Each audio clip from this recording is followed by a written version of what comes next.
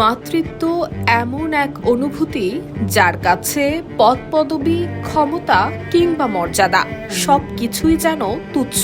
আর সেই সত্যটাই যেন আরও একবার চোখে আঙুল দিয়ে দেখিয়ে দিলেন নেপালের মহিলা, শিশু এবং প্রবীণ নাগরিক বিষয়ক মন্ত্রী সীতা বাদি। সম্প্রতি কাঠমান্ডুর একটি শিশু হোম পরিদর্শনে গিয়ে এক হৃদয়স্পর্শী ঘটনার জন্ম দিয়েছেন তিনি। হোমটির চরম অব্যবস্থাপনা, নোংরা পরিবেশ এবং বৃষ্টির পানির মধ্যে শিশুদের দুর্ভোগের খবর পেয়ে সেখানে ছুটে যান মন্ত্রী। পরিদর্শনের এক পর্যায়ে হঠাৎ তার কানে আসে এক শিশুর করুণ কান্না।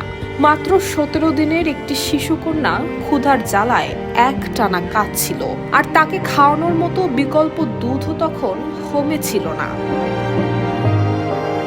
শিশুটির কান্না দেখে নিজেকে আর ধরে রাখতে পারেননি মন্ত্রী সীতা বাদি। তিনি শিশুটিকে নিজের কোলে তুলে নেন। এরপর নোংরা বিছানাতে বসিয়ে তাকে স্তন্যপান করান। মায়ের স্পর্শ পেয়ে ধীরে ধীরে থেমে যায় শিশুটির কান্না। কিছুক্ষণ পর মন্ত্রীর কোলে শান্তিতে ঘুমিয়ে পড়ে ছোট্ট শিশুটি।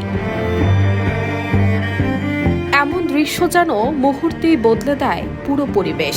পরবর্তীতে আবেগ আপ্লুত কণ্ঠে সীতা বাদি জানান, শিশুটিকে কোলে নেওয়ার পর তার নিজের সন্তানের মতোই মনে হয়েছে। তাই সেদিন তিনি শুধু একজন মন্ত্রীর দায়িত্ব পালন করেননি, হয়ে উঠেছেন একজন মা।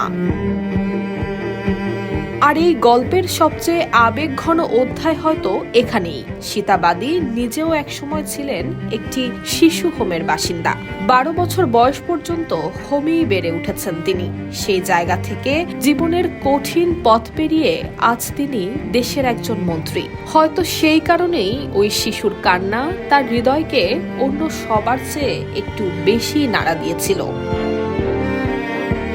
পরিদর্শন শেষে হোমে থাকা 15 দিন থেকে 2 বছর বয়সী অন্তত 20 শিশুর সার্বিক যত্ন নিশ্চিত করার নির্দেশ দিয়েছেন তিনি।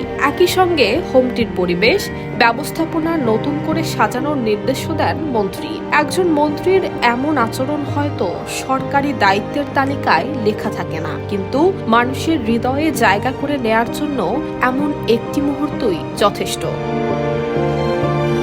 News desk, Bangladesh bulletin.